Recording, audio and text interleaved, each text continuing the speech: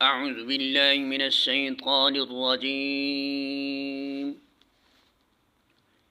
بسم الله الرحمن الرحيم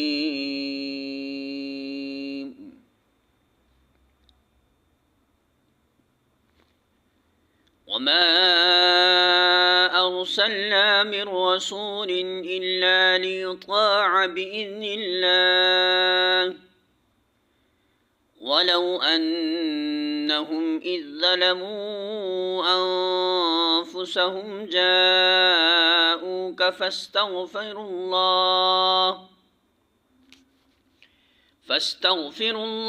واستغفر لهم الرسول لوجدوا الله توابا رحيما.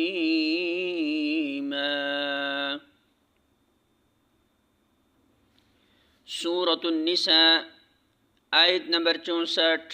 ترجمہ: انہیں بتاؤ کہ ہم نے جو رسول بھی بھیجا ہے اس لیے بھیجا ہے کہ اذن خداوندی کی بنا پر اس کی اطاعت کی جائے.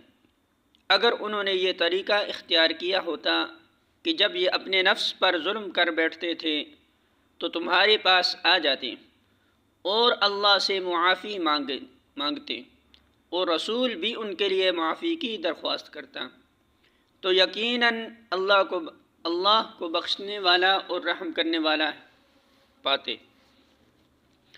سورۃ النساء حاشیہ نمبر 94.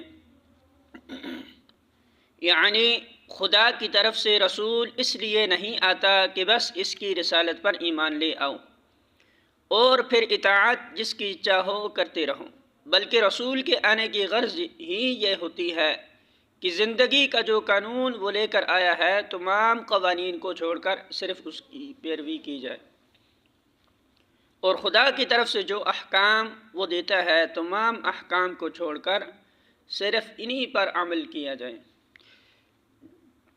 اگر کسی نے یہی نہ کیا تو پھر اس کا محض رسول کو رسول مان لینا کوئی معنی نہیں رکھتا.